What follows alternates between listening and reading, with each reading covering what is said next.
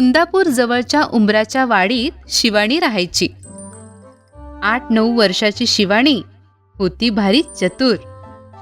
शाळा, घर, शेत व बाजार येथील मुले माणसे सगळेच तिच्यावर खुश असायचे.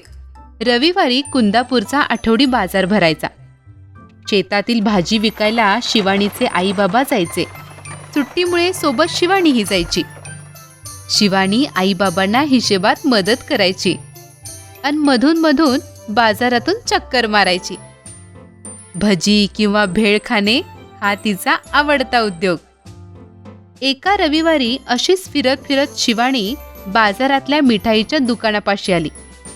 मिठाई पाहत ती सहज उभी होती. हलवाई तिच्याकडे पाहत होता. तो गल्ल्यावरून उठून शिवानीकडे आला. ए मुली, चल पैसे काढ. कसले पैसे?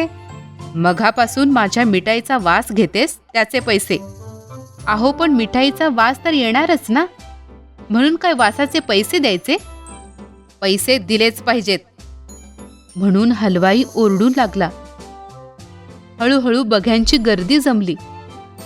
काय माणूस आहे हा, नेहमी असंच काहीतरी विचित्र वागतो. वासाचे पैसे? खुळाच दिसतोय. शिवानीला काहीतरी सुचले. ठीक आहे, थांबा, मी पैसे घेऊन येते, असे म्हणून गर्दीतून वाट काढत ती आईबाबांकडे निघाली. आई, भाजी विकून आलेल्या चिल्लर पैशांची थैली दे ग मला. का ग, काय झालं? कशाला पाहिजे? अगं आई, ती एक गंमत आहे, तू पण चल. चिल्लर पैशाची पिशवी घेऊन दोघी निघाल्या. मिठाईच्या दुकानापाशी गर्दी तशीच होती.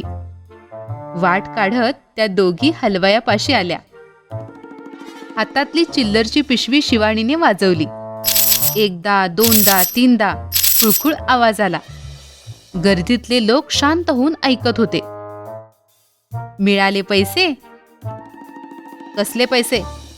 कुठं मिळाले? अहो, तुमच्याकडून मी काय घेतलं? मिठाईचा वास. मग त्याची किंमत काय असणार? पैशाचा आवाज. बरोबर की नाही?